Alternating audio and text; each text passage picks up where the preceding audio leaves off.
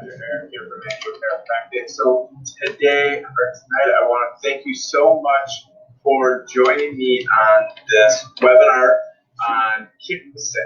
And what we're going to talk about, what I'm going to talk about tonight is ways that, or not just ways, but things that are going on with not just our kids, but ourselves, and to really why are we constantly getting sick? Why do we have that kid that is just known for getting sick all the time? And what can we do as parents to help our kids, get and kick this sick, but also help ourselves? Because this isn't just something that is struggling with our kids. This is something that impacts us too as adults. So we're going to talk about really what's going on, and then we're going to get into the function of, how does the immune system actually work? And then what can we do at the end as action steps that as a parent that we can take to help ourselves, but help our kids also have this as the best year, but not just as the best year, but so that they can have the best life going forward onto that. So, and where this all starts is, with the brain onto it. So it's all about the brain, and it's just how the nervous system works. The immune system works the same way, but that brain is what controls that immune system. So we have to dig into the brain and the nervous system and the neurology, because that is what controls our immune system. So let's focus on that topic first, and then later on I'll talk about how does the immune system actually work, and what are things that we actually may think is helping, but may actually be suppressing our immune system at the same time onto that. So like the nervous system has this sympathetic and this parasympathetic. So just like the immune system has two parts to it also.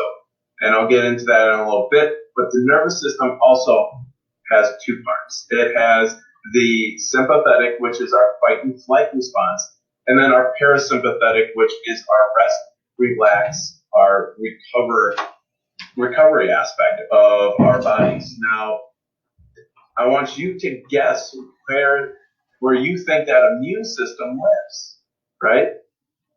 It lives in that parasympathetic, that rest, relax, recover aspect of the nervous system. And this is where we're going to get into why that's so important. Because just like the immune system has two parts, that nervous system has two parts. But just to kind of give you a little bit of what the immune system, before I talk about it later, the two parts of our immune system are Th1 and Th2, which we're going to learn about, and those are our internal and externalizer parts. And you don't want too much of one. You want a balance, just like with the nervous system. So you're going to learn why kids have this imbalanced immune system, and that why this may be why your kid is constantly sick, and they have that runny nose, or they have that cold that just never stops, right? And they have this all winter long onto it. Or you have that kid that may have the chronic immune issues, or the eczema, or the constipation, and that can't get anything out, and everything stays inside the body onto it. So what we're really going to talk about, like I said, is the brain, because your brain is in control of everything. Just like we talked about the nervous system, the brain runs that nervous system. So your brain and spinal cord are actually in control of every single organ, every single cell and tissue of your body.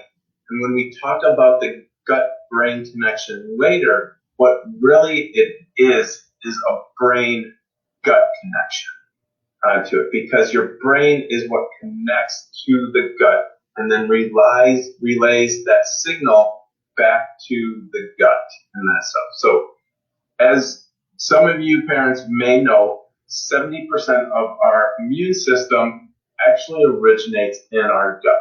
So let's make sure that we are paying real close attention to the gut also onto it. So moving on. So this is a famous quote that I use in the office. I talk about in other workshops. I talk to parents. Is the function of the nervous system is to perceive the environment and coordinate the behavior of all other cells. Your brain and spinal cord have to control every single cell and tissue and organ in the body. What often we see is that we don't like the behavior, or we don't like the sickness, or we don't like how our child is acting emotionally. Maybe their coordination is off, right? And also maybe their perception is off. How they are perceiving something may be very different than how you and I perceive something, where they may perceive something as a very stressed situation, where we look at it as a perfectly normal situation. So we are going to talk about that. We're going to talk about how sometimes the nervous system gets stuck and the perception, the coordination, the behavior are off, and we'd like to give that output, that bad rep. But we have to actually look at the input that's going to the brain and why it is there in the first place onto it. So again, with the nervous system, there is two modes of operation. There is the sympathetic, which is your fight and flight response, and that is your innate, inborn response to stress. It is designed in everyone's body to be very short-lived. It is meant to turn on and turn off and go balance.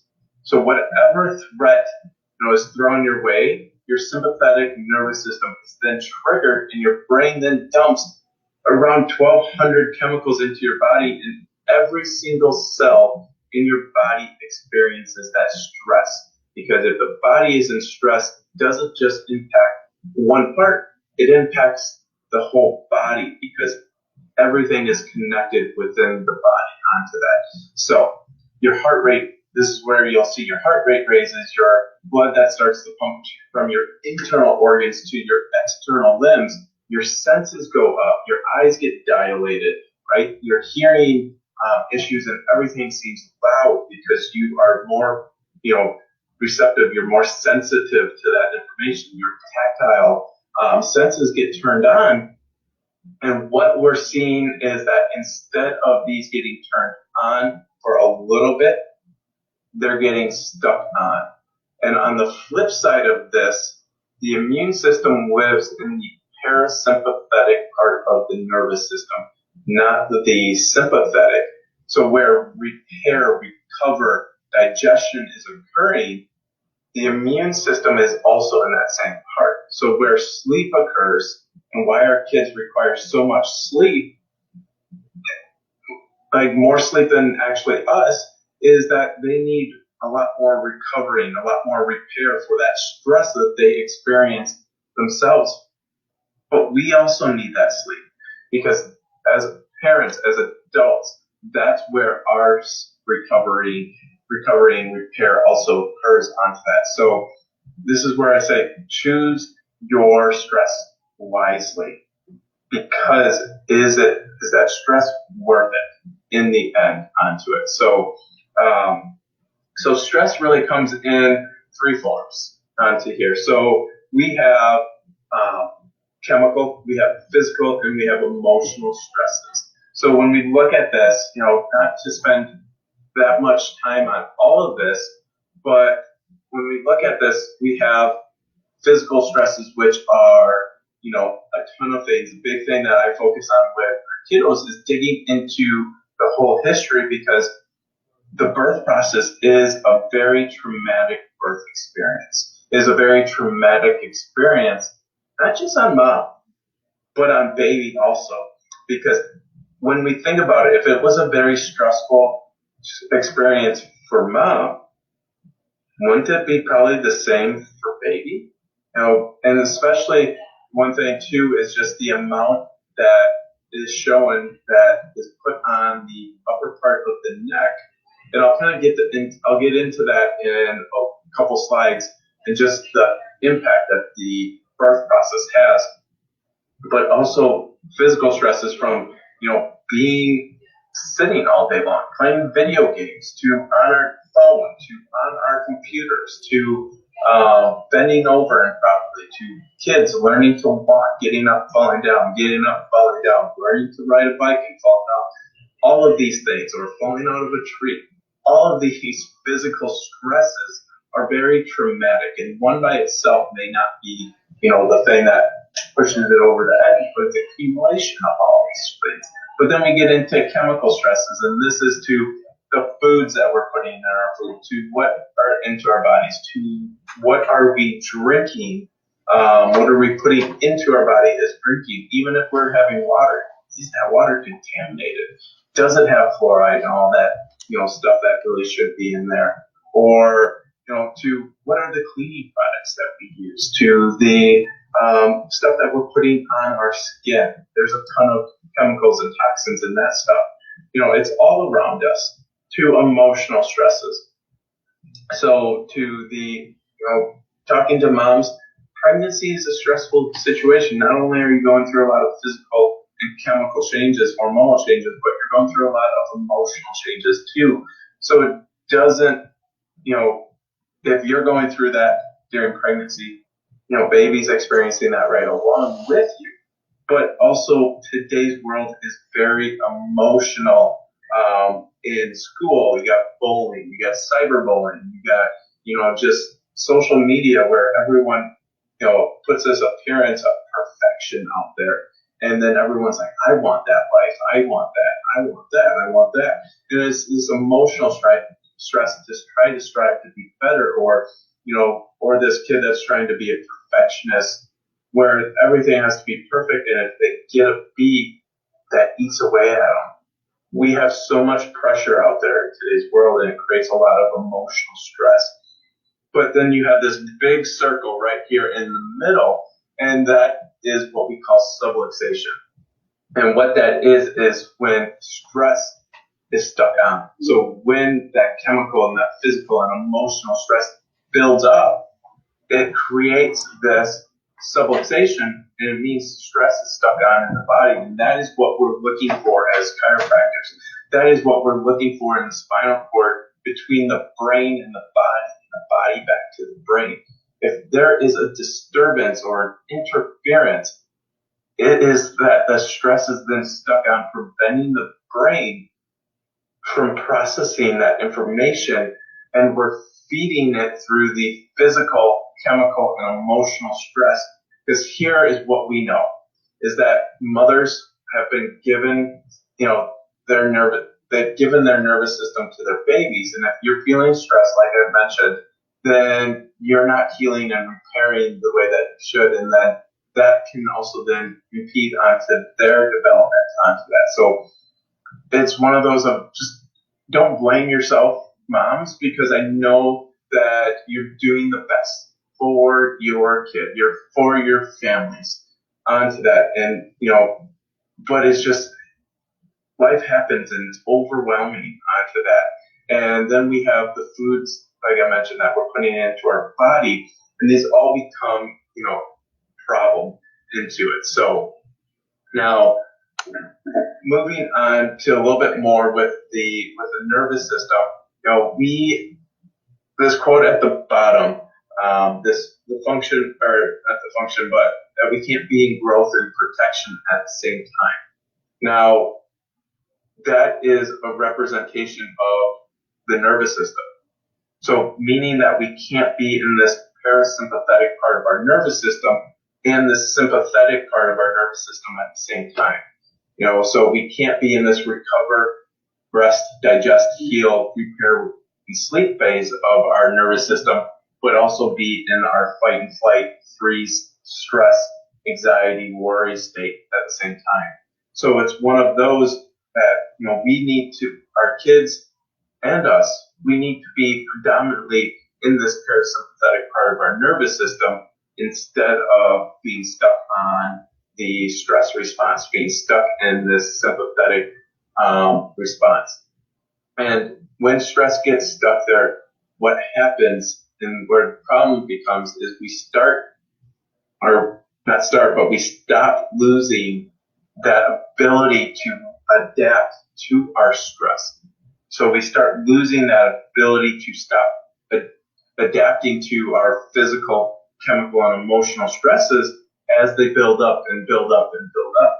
So the most adaptable that we are the ones that, so the more adaptable we are, the more we can survive and thrive in today's world.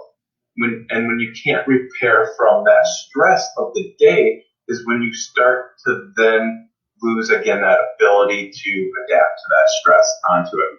So if you've read up anything on the gut-brain connection, then you have to know that the vagus nerve is a huge part in that. Okay, this vagus nerve is a cranial nerve that actually exits. So you can see on here, it actually exits from the cranium and the skull and travels down the back of the neck and travels down into the thorax or the mid-back area and provides the rest, relaxation, the digestion function of our nervous system. It is the calming, it is the rest, digestion, is the social connection for our kids. It has major control over that parasympathetic part of the nervous system. And there are 9 times more fibers running through this guy than there is any other nerve that goes back to the brain. Like I said, again, it controls the parasympathetic part of our nervous system, and this is a huge part. And this is what a study has shown, that actually when we provide an upper neck, upper cervical adjustment, it actually stimulates this aspect of the nervous system and actually creates a rise in white blood cells by 10,000. That's huge. There's nothing else that provides a response like that within the immune system, within the nervous system, onto that 10,000 increase in white blood cell count after an adjustment onto it.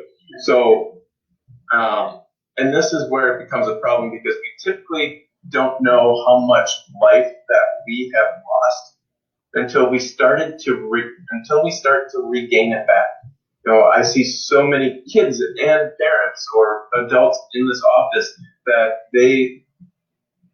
as they started progressing through care, things that they didn't think were problems, actually, they're like, you know, I didn't know I had digestive issues, but, you know, I feel so much better with my digestion and that stuff now that we've been restoring function and connection to the nervous system onto it. So it's these things that, you know, we just start adapting to what we are perceiving as normal. And when we start to improve that connection, that perception, that's when we live our best lives onto it. So moving into the next thing, where does this start?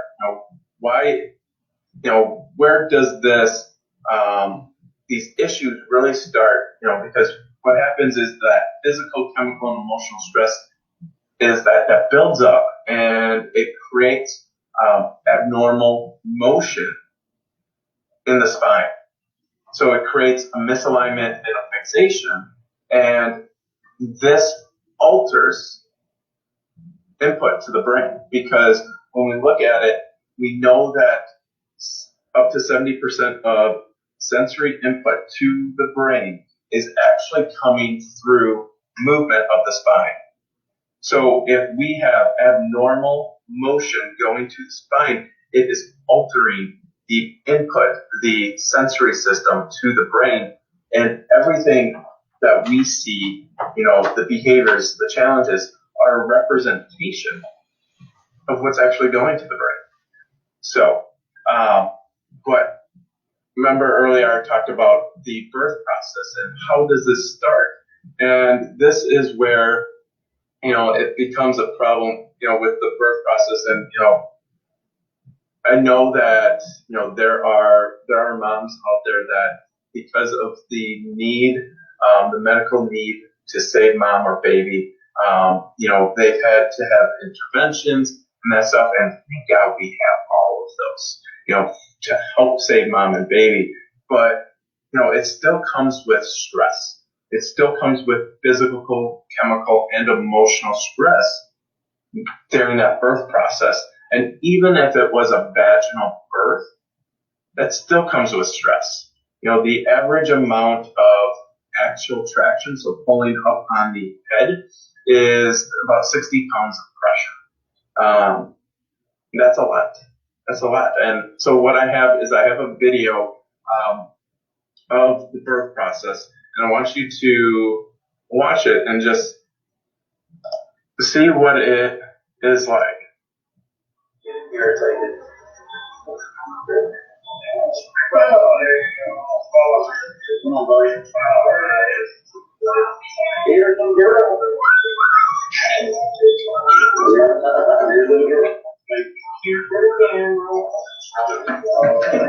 It's always good to whistle.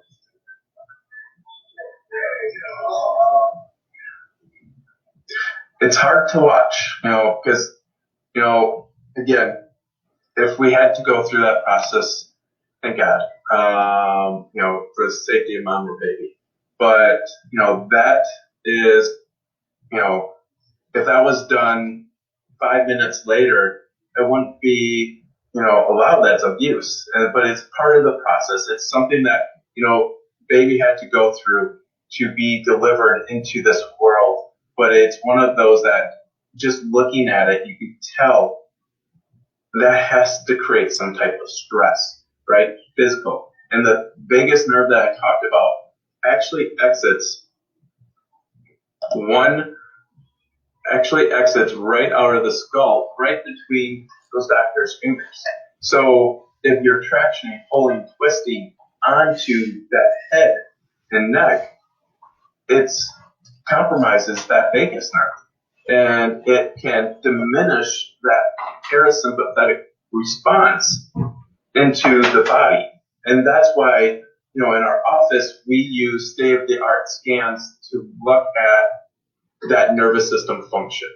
Because we'll have kids that come in, babies come in and they passed all their checks, in the hospital, but what they're not looking for is neurological function. They're not looking for that deeper neurological function. They may check reflex or something like that, but they're not checking the overall function of the whole nervous system. And you can see here that this is one of the scans that we use in our office, which, just to let you know, none of the scans that we use in the office are putting anything into the body. We're not taking anything out of the body. What this is doing is it's measuring temperature difference coming off of each side of the spine. This is measuring the autonomic function of our nervous system. So it's looking, do we have a stress response going on? And you can just see, look at this. We have all that stress right into that top part of the neck. That right there is an indication that this kid is not able to perceive information properly that is coming in and is altering the function of every single aspect of his body, because if his body's in stress, it is impacting 1,200 different chemicals are responding and impacting every single cell of the body. So if the body is under stress, the whole body is under stress onto it. So this is why we don't guess on anybody's health. We test everybody that comes into this office so we know what we need to focus on and how we can go about, addressing this and restoring function back to the nervous system. Now, to give you a little better indication here, this stuff on the right side, this shows you it breaks it down into, on the right side, we have the effects or the symptoms, possible symptoms that can arise when we have dysfunction or altered connection communication to the brain, or from the brain to the body back to the brain. And then on the middle here, we have all of these organs, glands, and tissues broken down on a regional basis. But everything is interconnected through the brain and the spinal cord here. That is our air traffic controller. Everything that is going to the brain is getting transmitted through that spinal cord onto it. So again, if we have any interference, it alters that information. And like I mentioned, the vagus nerve, you can see how the vagus nerve is actually right here. And here is the top bone in our neck. You can see how close that is, that relationship from that vagus nerve to the bones in our neck. It is what controls that. So if we have any altered movement, it is going to impact that neurological response, that neurological perception of our bodies, and it's going to alter the sensory information going to our brain onto that. And again, that's what we then call, when we have stress on the nervous system, that is what we call subluxation. So subluxation, if you hear me talk about it, it means stress is stuck on. We are stuck in that sympathetic response, and our body is losing that ability to adapt and perceive to the stresses around it onto that. So, and what we see, what we typically see is we see that dyskinesia, so that abnormal movement or range of motion, referring to the spine. But then that alters the sensory information, which is that disapprentication, so that abnormal incoming messages that are coming in from our environment and getting sent up to the brain. Because we're perceiving movement, we're perceiving things all the time around us. If you think about it, it's one of those that, we see something, and we're taking in that information, but, when we close our eyes, how's our body perceiving things? It's perceiving it through position. We're perceiving what's happening around us or where we are in space through our movement, through our posture, and that's coming from that spine onto that. And then we have dysautonomia, which is that dysfunction along the autonomic part of our nervous system that is going to every single organ, gland, tissue, cell in the body. When we look at it, those organs, glands, and tissues are what releases chemicals. So if the body's under a state of stress, if the nervous system's under a state of stress, it's going to create those organs and glands to create a stress response. And then they're going to release, if they release chemicals or hormones, they're going to release their stress chemicals or hormones, and then create this vicious cycle that just stays on, that can't shut off onto it. And then the last one is dysphonesis, which is the abnormal energy or output, or the emotional behavior, the attention, the focus. That's the output. That's the behaviors. That's most likely what we're coming in trying to help, fix or to help with. And really, it all stems back to the first two here, and that is the ability to perceive and process information first. Because again, everything here is a result of what the brain's actually processing onto here. So when we start to clear these things up, we start to see that these outputs start to improve onto that. So, moving on to the immune system onto here.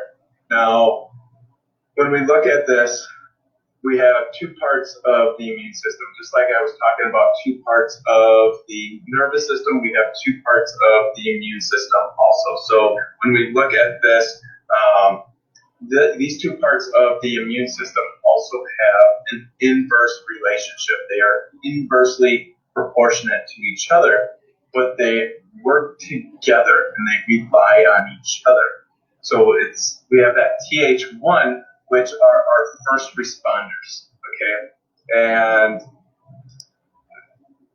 they're our first responders. They're the firefighters that come in. They are those non-specific, generic, just part of that immune system that really goes in and tries to fight off or protect the body from whatever is trying to intrude. So that's the skin, that's your GI, that's your stomach acid, your mucous membranes, respiratory openings, barriers, things like that. That's your lymph nodes, your tonsils, adenoids. Those are things that are helping to try to protect. Those are those first responders coming in onto it. And so what that does and what you'll see for like results of that is you'll see vasodilation. You'll see that the blood vessels start to open up and expand because they need to get more blood flow to that area. Or you'll see heat. You'll feel like you're warmer or you're really hot. You'll get a fever, inflammation, pus, scratch, coughing, diarrhea, vomiting. These aren't bad responses when the body is responding the way that it should and the immune system and the nervous system are functioning the way that they should. Those are actually the body's response trying to fight off that, be that first responder to whatever is going on in the body. It's trying to get whatever is, attacking the body, it's trying to get it out, and the body responds appropriately. And then what that does is it initiates then our second responders, which are our Th2. Those are, after a house burns down, those are the inspectors that come in, and they're the ones that look for long-term immunity. Those are our lymphocytes, the bone marrow, the memory cells. Those are the things that try to then build that immunity aspect. So when we look at this, we have our B cells, which are activated when a pathogen or a virus or a bacteria enters into the body but hasn't infected any cells yet. That's from the breast milk, the placenta, allergic reactions. Then we have our T cells, which are the other part of our Th2 part of our immune system, and those are activated when the body has been infected.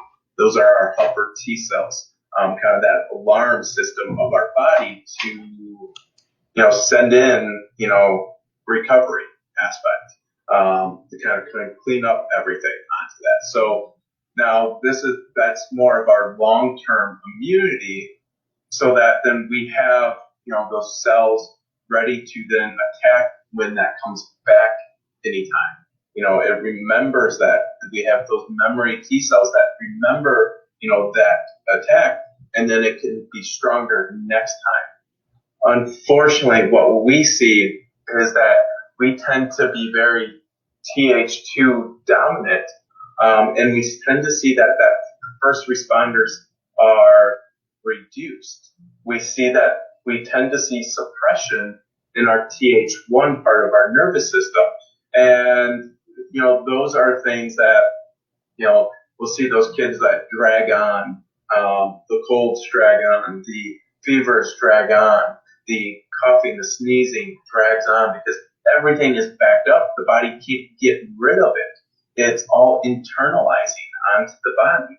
And things that we know to decrease that Th1 response, that first responder response of the body, are fever reducer medications, our over-the-counter medications, antibiotics, anti-inflammatories, anti-vomiting medication, anti-diarrhea medications, cough suppressants, antihistamines, antacids, sugar. Sugar is a huge suppressant of the Th1, which is another reason that we see people get sick a lot during this time of the year, because we have holidays and there tends to be, grandma's apple pie, a lot of sweets, candy onto it.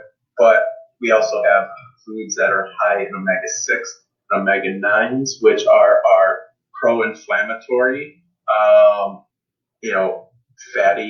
fats onto it. And that's very prominent in the American diet.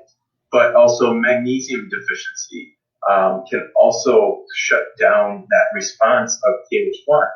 And why this is a problem is because a lot of times we probably have taken, some of these things for ourselves, or we've given our kids them.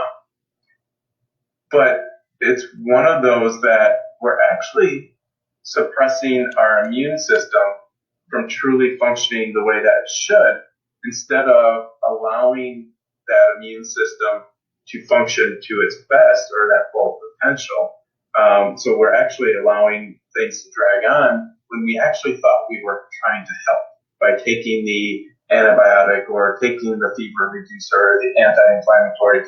And don't get me wrong, public announcement, there are situations where they're going to be necessary, but should it be something that we are reaching for every single time we get a fever, every single time we have, little aches and pains?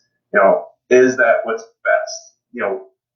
But now that we know things that actually suppress our Th1 response, what are things that actually increase that Th1 response, that actually help? And big thing here is chiropractic adjustments, because what chiropractic or neurologically based chiropractic does is it actually stimulates the parasympathetic and actually suppresses or starts to get decreased sympathetic response. And it helps to stimulate that vagus nerve, and it allows that Th1 system to do its job. Other things that you can do are vitamin D, vitamin C, omega-3, the anti-inflammatory aspect of that, magnesium. Vaginal deliveries can help initiate that instead of C-sections like we talked about. Probiotics, but taking them an evening so that you don't have as much food in the stomach. Fermented foods. Let the body run its course onto it. Rest is always a good thing. Intermediate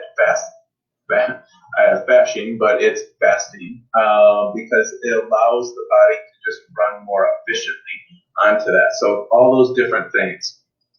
And what happens is when we shut down, so when we take a lot of those things that suppress the Th1, what we see is that the Th2 has to do all the work.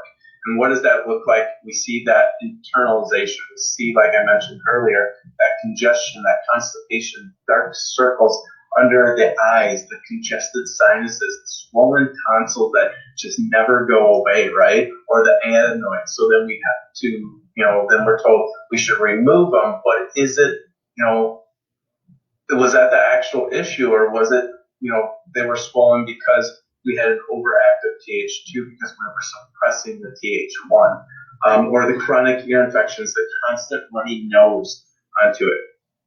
Everything just stays inside and the body can't get rid of it. Or we see allergies or autoimmune conditions, chronic colds, the flu, viruses, infections.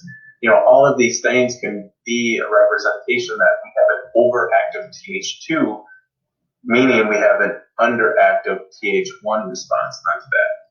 Now, when we look at this, our bodies are self-healing and self-regulating, and we need to give it the best chance. So we need to make sure that we are supplying our body with the best things to help give it the best chance. And that's where chiropractic comes in, because chiropractic exists to improve the human experience. We are helping to decrease that stress on that nervous system, to restore balance within the nervous system so that we're not stuck on that stress response, so that we can improve that communication, that connection, so that then that immune system can function better the way that it was designed to onto that. So it's all about, making sure that we are improving the human experience as much as possible onto it. So that's all that I have for content. What are action steps that you as parents can take? First one is never stop asking questions.